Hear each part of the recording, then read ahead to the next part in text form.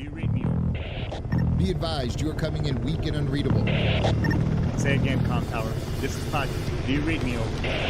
Pacho, this is Com Tower. I read you Lima Charlie.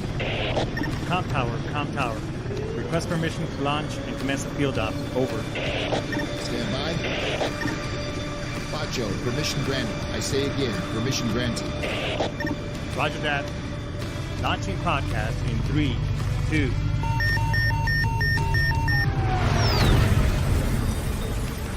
You are now entering the field op with your host, Pacho Correa, Chief Warrant Officer 3, United States Marine Corps retired. Get some. Hurrah!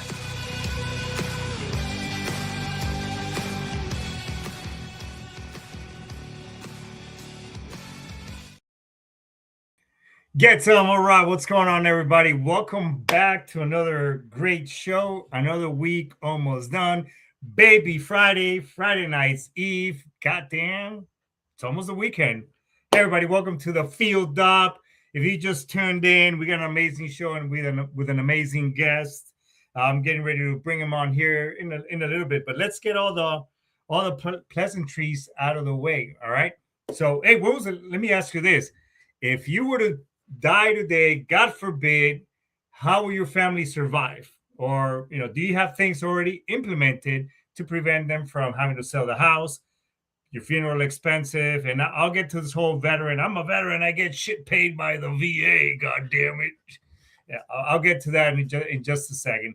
But so would your family have to put on an ad on Facebook with a Venmo as well as a GoFundMe link, just so they could raise a couple of bucks, and now they're going to have to sell the house, or they're going to have to struggle financially? And are your kids going to go to college? Oh, Pacho, well, my kids get benefits from the VA and the military. I'm at 0%. Okay, well, we'll get to that in just a second. But think about this. One, the VA, or the death benefits that the VA has are very limited and only so much, okay? And because dying is a business, folks. I mean, plain and simple. And as far as everything else, you want to have things implemented that will pay off the mortgage, ensure that your kids go to school. Yes, they may have 0%. You may have 0% disability, and they could go to, in your state, they may be able to go to school for free. But what how about for them to be able to, if you have to pay tuition, or maybe you have to, I'm sorry, not tuition, but how are they going to eat? You're going to have to provide them for food. Yeah, they can work, but wouldn't you want them to, if you really want them to go to school, wouldn't you want them to concentrate on school, get good grades and all that good stuff? And also ensure that they don't have to change their lifestyle so that they don't have, downgrade, maybe live in an apartment and whatever else now on top of that you being gone. So that's the whole purpose. So buy term, get a cheap term policy. It's affordable. Many folks have those, but don't have the other type of insurance that you don't get scammed by, this one has a investment benefit and all that other trash. Look, listen, whole life policies or trash value policies, IULs and all that stuff, they're not good products. So have someone implement it, put some strategies together so that way you can sleep good at night and make sure that your families, can do okay. Okay. The other thing too, let's talk about now putting in your claims and benefits with the VA. Get your benefits, folks. Don't be like a lot of them are fellow vets, and I'm sure my guest and I are going to talk about that, because a lot of times, I don't deserve it. I didn't deploy. I didn't go to combat. I was a pogue, and whatever nonsense and trash that you want, that you think that we put these crazy thoughts in our head that you don't deserve, because of the simple fact that, hey, I don't rate, or I don't think I rate, and I'm not going to apply. Don't do that. All right. So why don't we do this? Put in for your claim. I can help you with that. It's very easy. I will teach you. How you doing? Somebody just posted Naum Garcia. What's going on, brother? So put a claim and benefit. What's the worst that can happen? You get 0%, which is still, in some states, your kids can go to school for free. But if it gets, if you get 10%, that's $175 extra in your pocket, and it just can keep going. So do it today. Don't delay. Let's get together and let's have that chat. And hell, I'll even help you with that money. Put it aside. Maybe that way you can start investing and doing other good stuff. All right. So, and look, listen, this show is all about We support, whether we agree politically, disagree, who gives a shit. That's the whole point of us having getting together, having talks like this. We can agree to disagree. You're here, you're there. It doesn't really matter. But that's the amazing thing about the Constitution. It gives us the rights not only to bear arms, freedom of speech, and everything else. We're here to talk, have conversations. So if you support the Constitution, you support this amazing country of ours, despite of what side you sit, then like, subscribe, and follow, and let everybody else know. And if you don't like it, you don't like this sexy ass accent, well, that's okay too. Check out someone from sitchradio.com. Support your local podcaster. Gunny Deeds was on the show last time. So, and my guess is they get together. So I'm now kind of introducing my guest. I mean, this dude has an amazing story as well. Has helped a lot of freaking people. A fellow jarhead as well. This is gonna be a really good show. So stand by because there's some serious shit talking that's gonna friggin' happen here. You know what happens when you get two Marines together? You start saying those what we call stand stories. STAND, like shit. There I was, or shit, that ain't nothing, dog. I did XYZ, whatever the shit. You know what I'm saying? So we're gonna talk to right now. Hey, so it might as well. You know what? Let's just get this shit going. Let's get this party started. Let's talk to David Willis. What's up, brother? What's going on, buddy? How are you today? Hoorah, get some. Simplified, do or die. All right, bark, bark, woof, woof, all that. all that nonsense. When I do when I start doing the whole like this is my country voice, so it gets all this voice that I use right here, it's my old man voice. That's my country voice. That's my alter ego, my Marine, my fucking jarhead voice. Hey, as long as you don't break out the knife hand, we'll be all right. No shit, dog. Oh my god. Hey, dog. Hey, so everybody, this is David Willis. He's a fellow jarhead, fellow Marine veteran, and the host of the HomeFront Sitrep. Brother, introduce yourself to everybody. Give them a background, all that good shit. What units you were with, all that good stuff that we do when we meet each other. All right. Well, first off, I want to say thank you for having me on the Build Up. I can't wait to have you on HomeFront Sitrep. I think it's this Monday. I think coming up. Sunday or Monday, I forget which day. But anyway, my name is David Willis. I am from Bardstown, Kentucky, which is, if you know anything about Kentucky, it is the bourbon capital of the world. At one time, 90% of the world's bourbon was made in Bardstown, where I'm from. So every morning I'd wake up, drive past the distilleries, and smell that sour mash. So no wonder I love bourbon the way I do. Went to high school, graduated in 1997, and after graduating, I went into the Marine Corps. That's where I met my co-host Gunny Dees, who you had on last Thursday. Sam and I met on those yellow footprints June 4th, 1997, and we pretty much hit it off right then and there. So did boot camp Parris Island, first battalion at Parris Island. Got done with that, went to School of Infantry at Camp Geiger near Camp Lejeune, North Carolina. After that, we went straight to 2nd Battalion, 8th Marines Golf Company. I got put in 1st Platoon. I think Gunny was in 2nd or 3rd Platoon. I can't remember exactly which platoon he got put in. But we did that. And, our first deployment or first we went to Bridgeport. That's the first place we went, which if you know anything about Bridgeport, California, that cold weather training, let me tell you, it was not fun the first time. Yeah, no shit.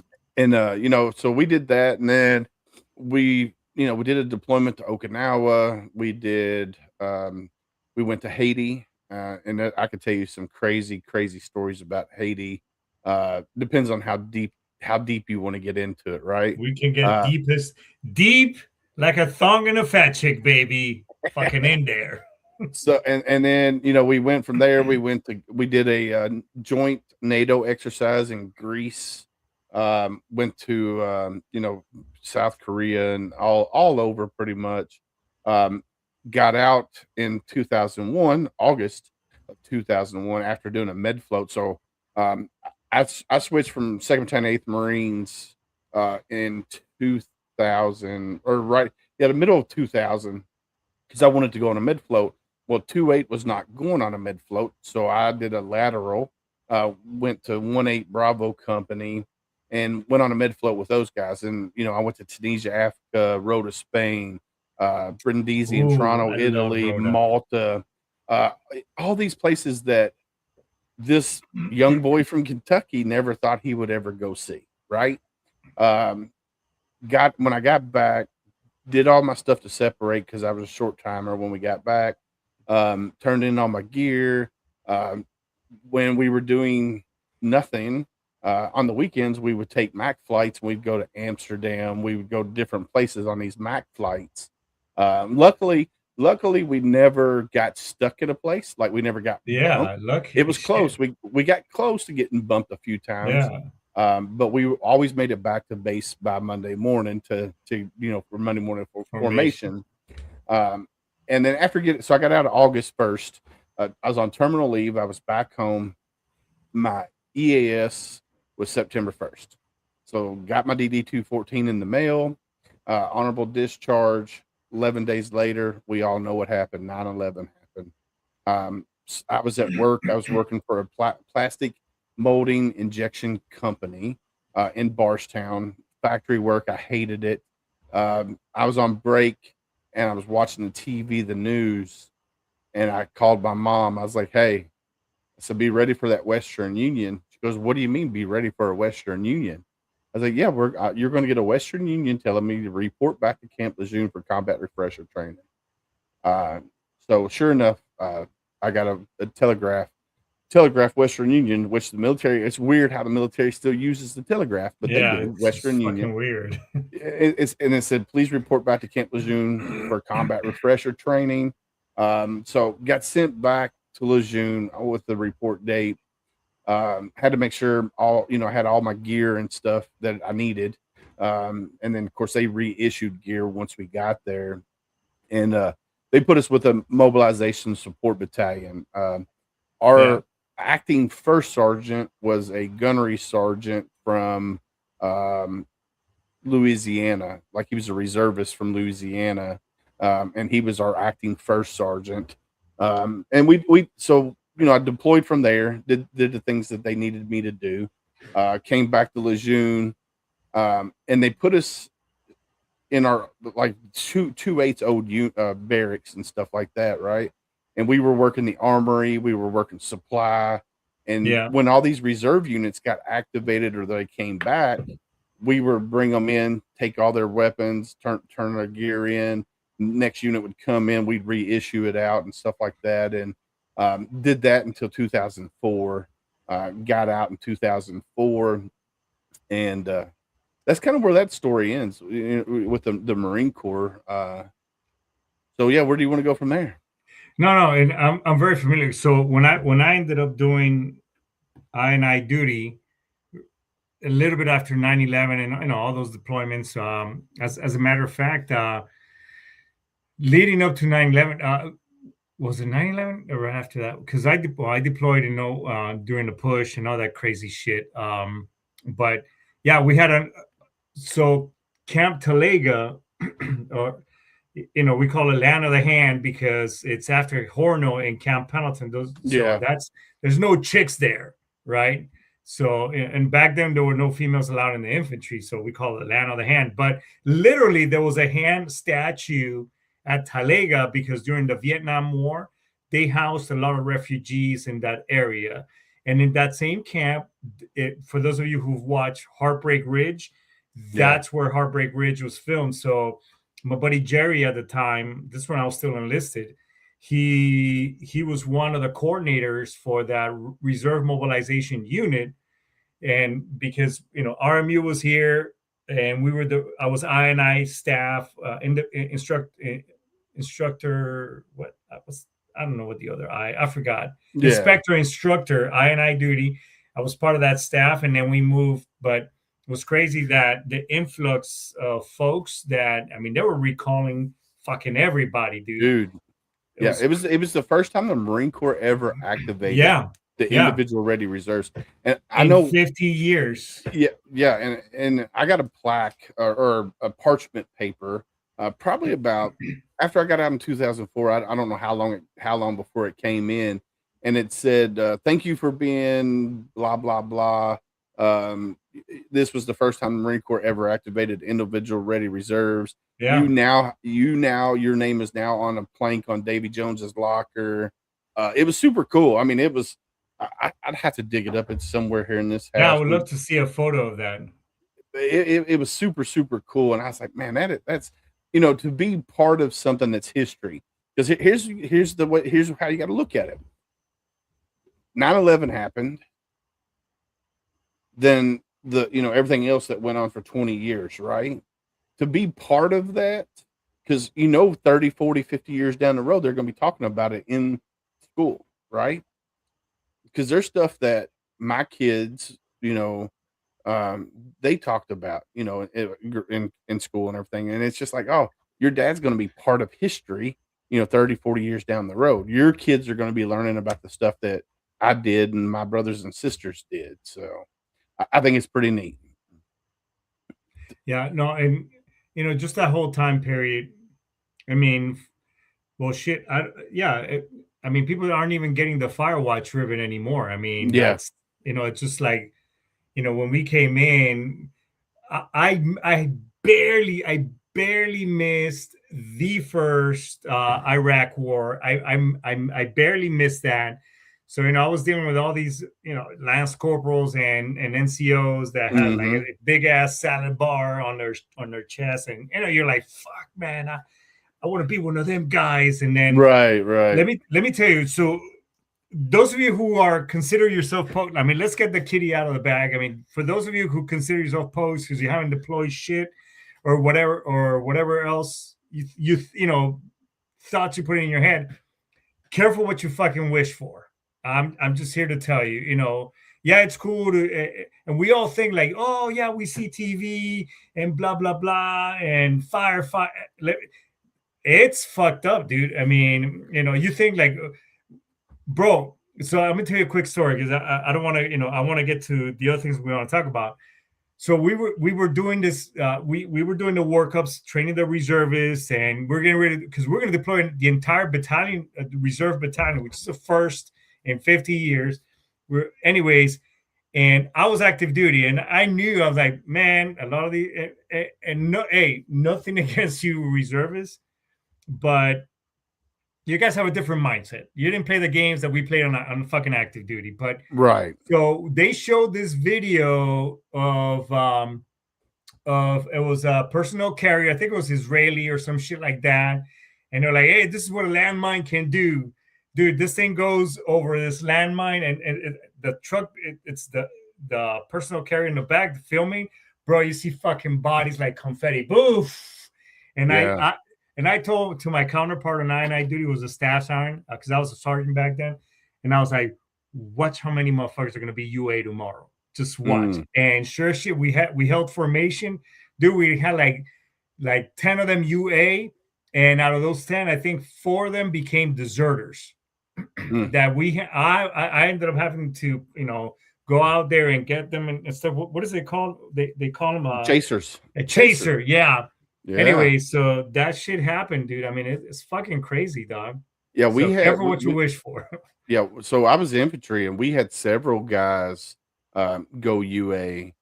We had one, couple guys that lived in Puerto Rico, and a couple other guys, and they didn't think, hey, there's a naval base in Puerto Rico, so they went home to Puerto Rico, and all the Marine Corps did was, hey, called the Navy base, and they went out and scooped them up and brought them back home. Of course, it took them a little while to find them, but once they did find them, they shipped them to Rosie Roads, the base down there, Puerto Rico, and then put them on a boat, had them in the brig on the boat. As soon as they landed stateside, we went, picked them up, and brought them back to base. But yeah, it's crazy to see the mindset of people that don't want to go to war, then why did you join the military? Right? It just it never made sense to me that these guys, I say guys because of infantry, we didn't have females, right? Right. And I'm like, these guys you joined up, signed up to be Marines, signed up to be infantry Marines, Yeah. and you're going UA because you might go to war, bro. It didn't make no sense to me, and I volunteered to be a chaser. I was like, sign me up. I'm ready. Let's rock. Let's go get these guys. I mean, we drove. I remember one guy lived in Texas, so we drove from Camp Lejeune, North Carolina. It was 4 of us in a big van. We drove from Camp Lejeune, North Carolina, to Odessa, Texas. If you know anything about Odessa, it's friggin' far out there. And had to bring them back. And we had to fight them to get them back. It was like one of those things. They didn't want to come back willingly. We had to fight them to get them to come back. Man, it was crazy. But Yeah. I will tell you, I would do everything that I did back then, 20 plus years ago. I would do it all over again. Wouldn't change a thing, except for maybe I wouldn't marry that stripper. No shit. Oh man, we don't want to go that route. Oh well, you know what? Fucking who knows? No, Yeah, it's my current wife brings it up all the time, and so do my kids. I'm like, bro, when I met her, she wasn't stripping. She was a cashier at Kroger. I was introduced from a friend. We started dating, and she's like, "Oh, I used to strip before I met you." I'm like, "Oh, okay, cool." We dated. Of course, infantry, we dated for a year and a half. In that year and a half, I was probably home maybe 4 months of that year and a half that we dated, right? So I was like, "Oh, let's get married." Big mistake. Um, man, you are the stereotype Marine with that story. I mean, all you have to just say, I was a second lieutenant. I'm like, oh shit, let's no. go. At that time, I was a lance corporal at that time. So Can't get any more a Marine than a that. lance coolie. I didn't heed the sergeant major's warning. What Don't does he marry a know? local. Yeah, don't marry a local stripper. That was Yeah. we heard that all the time. Fuck you, Sergeant Major. You don't know shit. You know? Of course, the So sergeant major was always the one that got the DUIs, but yeah, oh they yeah, kept getting swept underneath the rug. of course. Shit. Oh man, dude, I got a ninth com story, but we'll get to that one if we get to it. So you got out, obviously you play the civilian game and everything else. So I guess moving time forward, how did you come about Homefront, Operation Homefront and all the things that you guys do All and right. everything else? All right. So after getting out in 2004, like most veterans, I lost that sense of purpose. I lost that sense of camaraderie. Yeah. I had to find something to do, right? And I'm a piggy or touch on what you were talking about pre-show before, or when you came on and did your intro, right? Um, I thought being a Marine, I was macho. Had that macho male bravado. Oh, nothing could damage me, nothing could hurt me, right? Right. I got out of the Marine Corps, lost that sense of purpose, lost that sense of camaraderie. So I started volunteering at local veteran nonprofits. That was something that where I could find my tribe, find a purpose. Um, I did that for many years up until 2020. And I've met a lot of great people along the way. I served on a few boards of nonprofits, got burned by a couple of nonprofits because Yeah. there were some good ones and there were some bad ones, which I'm not going to get into good ones and bad ones, but I got burned by a few of the nonprofits, but still, I still found that community within. So, we would take Mission Barbecue would donate food, and we would take it to the homeless camps and give it to the veterans down there at the homeless camp. Or we would do with Operation Victory, we would go in, demo a house that they found for either they got for free from the city or they bought it for a really really cheap price because it was dilapidated.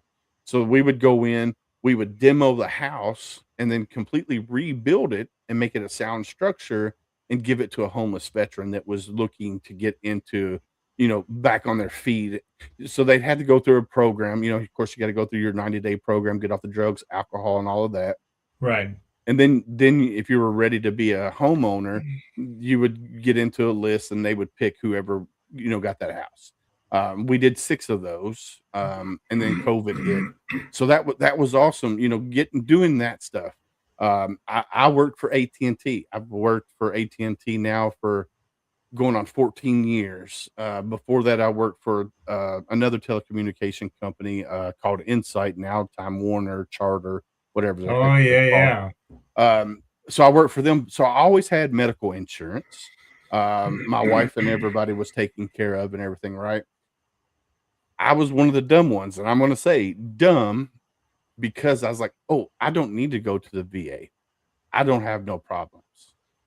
So I didn't go set up VA stuff, my medical, anything through the VA. Now, 2022 rolls around. My PTSD is really, really bad. My hypervigilance is terrible. Like, I hate going to concerts because I feel like something's always going to happen. Yeah. My anxiety is through the roof. All this stuff is creeping up, and it's And you got to wear a fucking mask and stay at home, can't go anywhere, and blah blah blah. Yeah, and I disassociated with friends and family. Like, we would be at a party of our friends, and these are all people that I trust with my life, and I would sit in a corner and feel like I wasn't there, because that's how things were going. And then my wife came to me one day, and she had been pushing for many years to get me to go to the VA, and I wouldn't do that. I was like, I'm fine. There's nothing wrong with me. I'm okay. Which is a big red flag. I've learned that if you go up to somebody and you say, hey, how are you doing? And they say, I'm okay. I'm living a dream. I'm hanging in there. Those are red flags.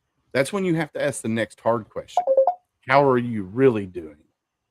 Right. And then people are going to open up, because humans are more apt to talk to a complete stranger than the ones they love the most. So my wife didn't know all the stuff that I went through when I was in the Marine Corps, because I was keeping it from her, because I wanted to protect her from it. And I had that male bravado. What's up, Triple Threat? That's Mr. Ty Cobb, my brother. I had to get rid of that male bravado, that stigma that it's, people think, oh, it's not okay to ask for help. Well, I'm here to tell you, it is okay to ask for help.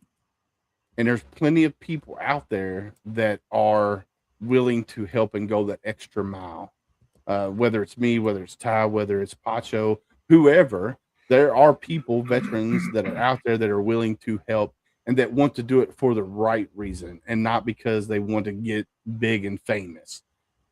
So in 2020, when I resigned from my last board that I was on, and there was several factors keying into why I resigned from the last board. But I will tell you, the founder did wind up going to prison for 6 months. So, but I'm not going to get into that. But that's one of the reasons why I resigned. Right? I told everybody then, I was like, oh, I'm gonna start a podcast. Never done a podcast in my life, but that's what I was telling people, I was going to do a podcast. So I bought the computer, I bought a camera, I bought everything that I needed for said podcast. Set it up down here in the bunker where I'm at now. And of course, I didn't have any of this stuff behind me. It was a blank concrete wall. Now, I did have the flag, but I didn't have it up yet. And I was like, man, we're going to do audio only. It'll be fine. So everything set down in the basement, probably for about a year and a half, right? And my wife came up to me one day and she goes, listen, if you don't start doing something, we're getting a divorce. I was like, okay, I got you, loud and clear, licking chicken. So me and my co-host at the time, she was a Coast Guard veteran, MST survivor. I was like, all right, let's get this podcast started. We already had the Facebook page created 2 years prior. Already had a lot of people in there. I was like, all right, let's start this podcast. So we started researching what we wanted to focus on. And I was like, all right, what do we know? And I'm like, I know nonprofits. Let's highlight the mom and pop grassroots nonprofits in Washington State, Montana, Wyoming, Wisconsin, Maine, you name it, wherever they are, the mom and pops that people in Kentucky or people in California or Texas might not know about these other organizations out there that are doing great things, but we want to focus on the ones that still care about us as veterans, not and don't see us as a number. Because here's the problem: a lot of nonprofits out there, when you're not the small level, but medium level to large level, you look at veterans as numbers because that's where your funding is coming from. If you've got somebody that's funding you on how many veterans come into your organization and utilize the services that you offer, everybody's looking at you as a number. So I was like, let's focus on the mom and pop, the grassroots that still care about us as veterans. So what I did, I started reaching out to the local nonprofits that around here that I knew that still cared about us as veterans. I said, hey man, I'm starting this podcast. We want to focus on the nonprofits, the mom and pops. And they're like, oh man, let's do it. So we started this year, or not this year, this month, February coming up, will be our third year doing the podcast, right? And it took off really, really quickly because if you look at all the other all the other veteran podcasters out there, nobody was talking about the nonprofits that are out there for us. They were, bringing in, your Kyle Carpenters and your Dakota Myers and your Jockos and your Sean Ryans, the veterans that have major high profile stories. They wasn't talking about the mom and pops out there that are trying to help veterans get through PTSD and stop the suicidal thoughts and all of that. And, dealing with the pressures of life in general. You come back from a war zone, you're broken. You're not the same person you were when you left. When you left your home at 18 years old or 17 years old, and you come back after doing 4, 6, 8, 10 years, whatever, you're not the same person. You deal with your issues that you have, right? So I was like, let's do that, and let's focus on the nonprofits. So we started out audio only. Man, like I said, it took off like wildfire.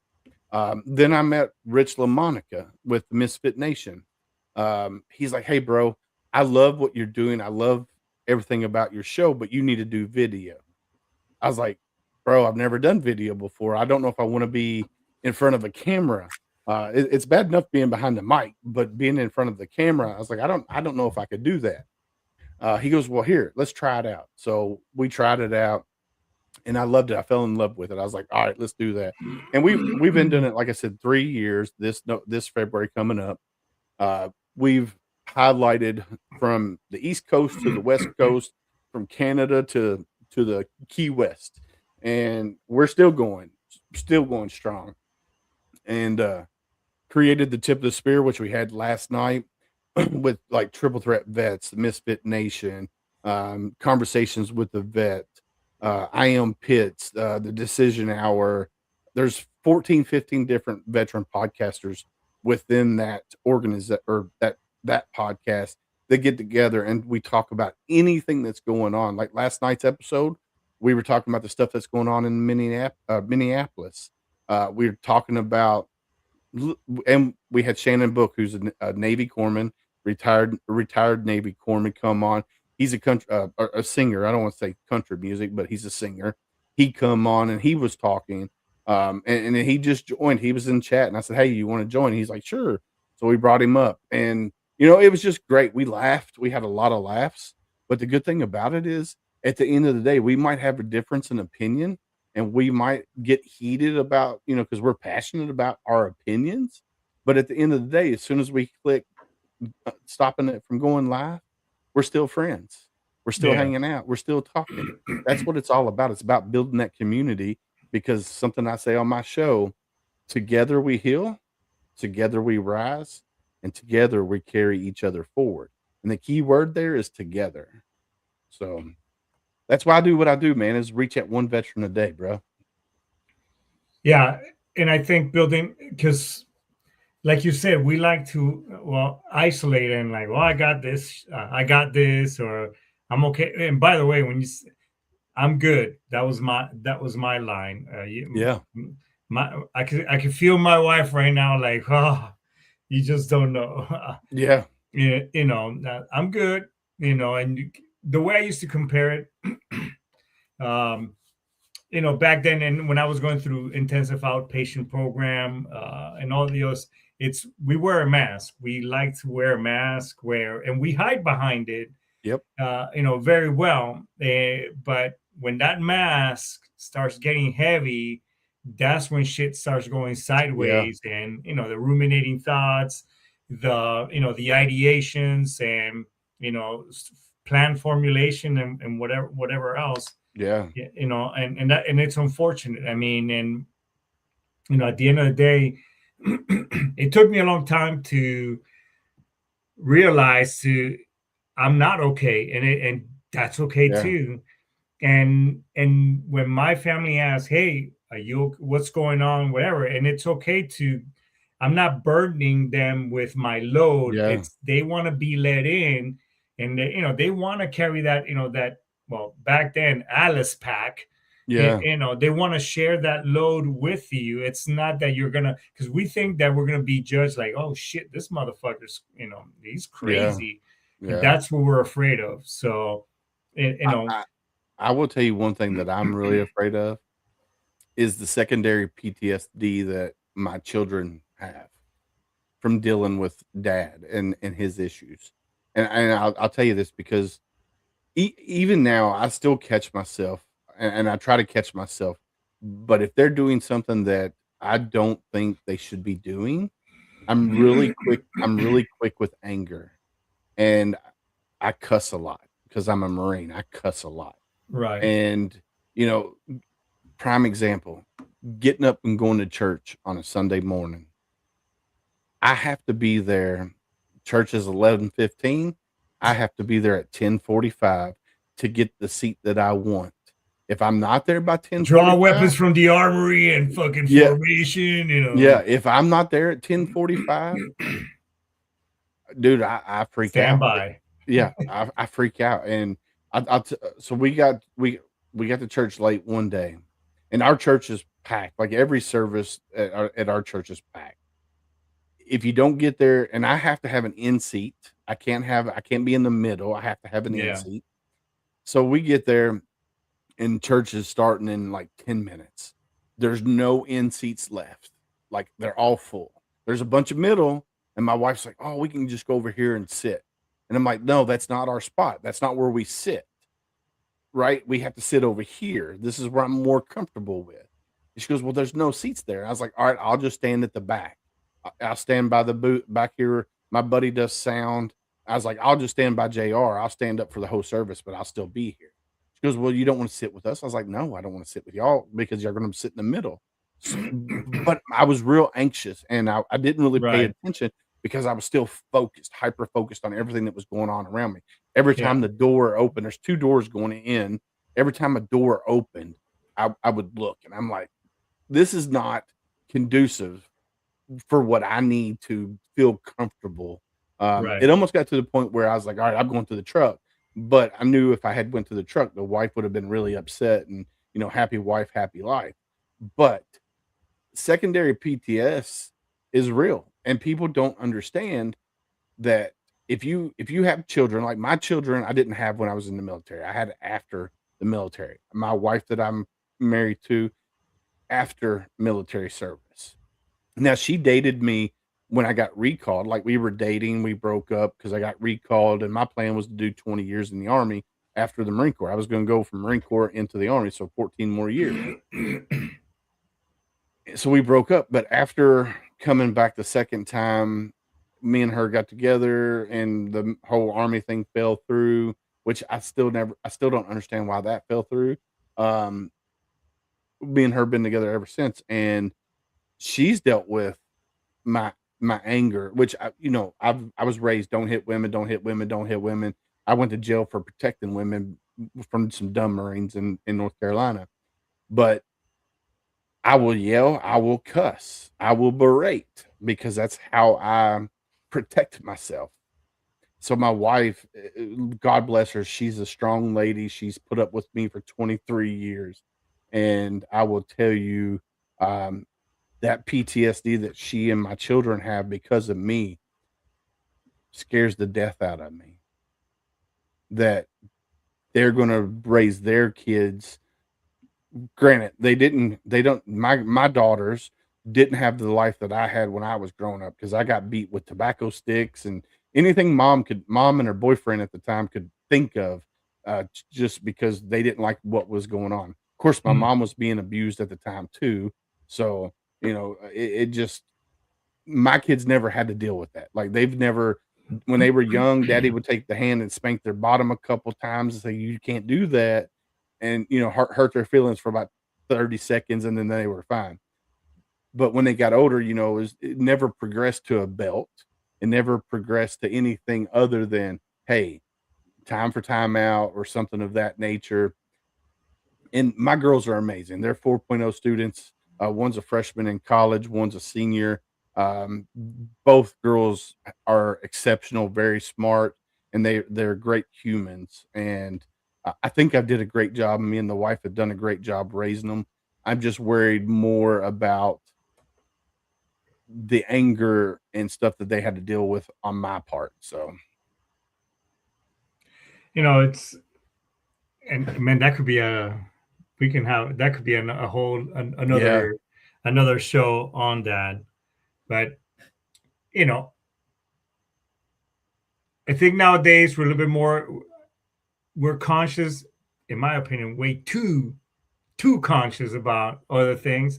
And what is trauma and corporate punishment, whatever. But I mean, again, we can do a fucking show about that. I think bring ass whippings back. I mean, that's just my own opinion. But there's a fine line between spanking and whipping, between and then beating.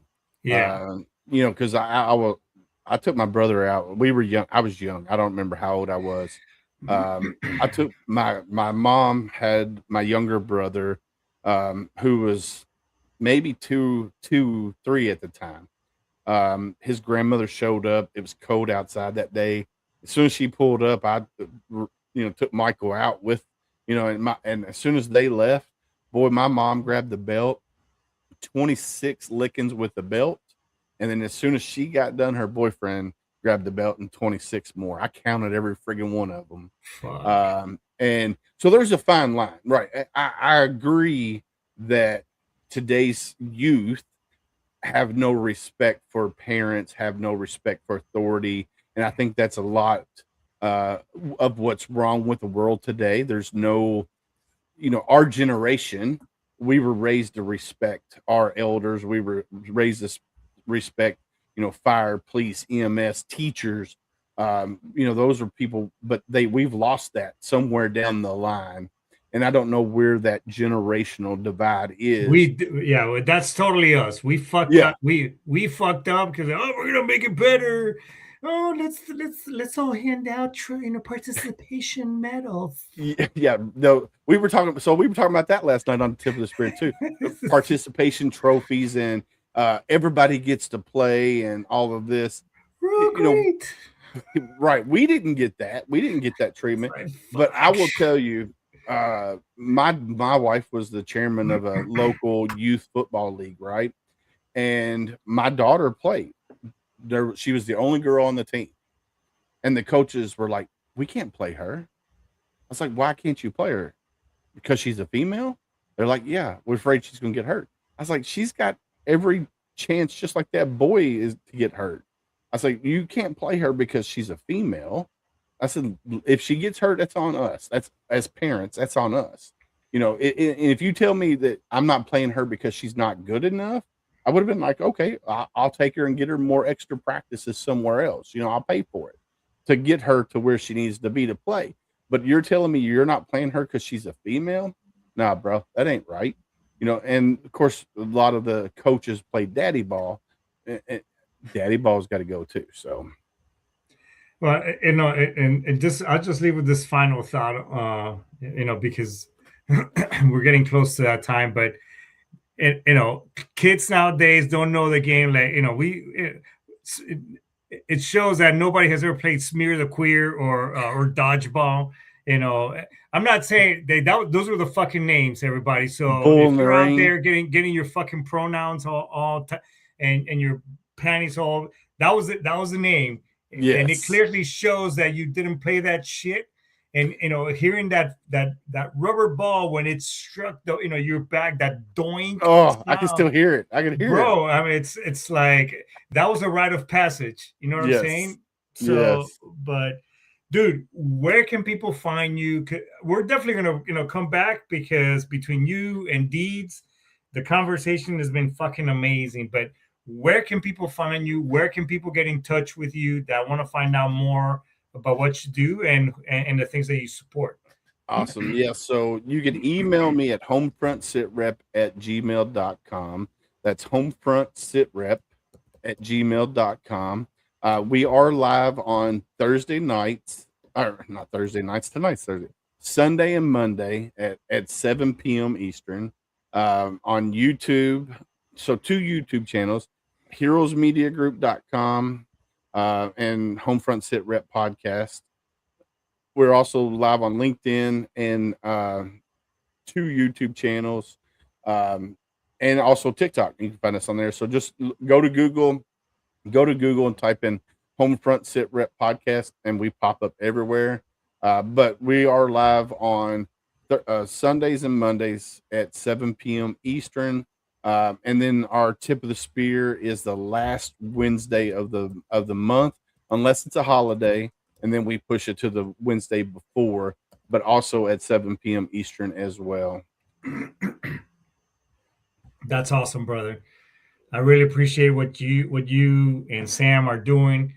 Let's, and it's all about freaking community and yes, sir. And just building that network, because like you and me have spoken. We tend to be our own worst enemies. Yes. Kind of like our own, roadblocks or cock blockers, however you want to fucking see it.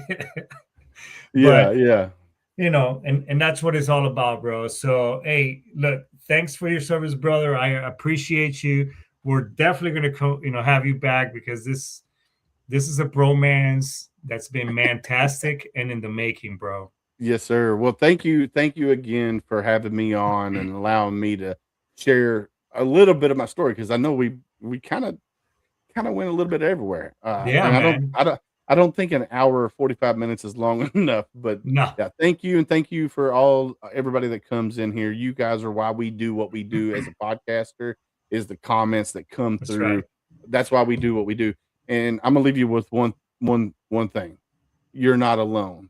Remember, though unseen, your struggles, I'm trying to remember how it goes, are not left unseen.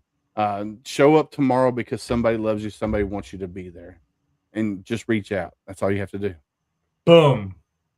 Thanks, brother. Appreciate you. All right. Hey, I mean, right there, I couldn't have said it better. So if you are ruminating, having those thoughts where you're digging yourself in that hole and you're not coming out of it or anything of the sort, reach out to me, reach out to the show. I'm pretty, you can find me on TikTok, Instagram, Facebook. Also that's my personal page and the podcast page as well.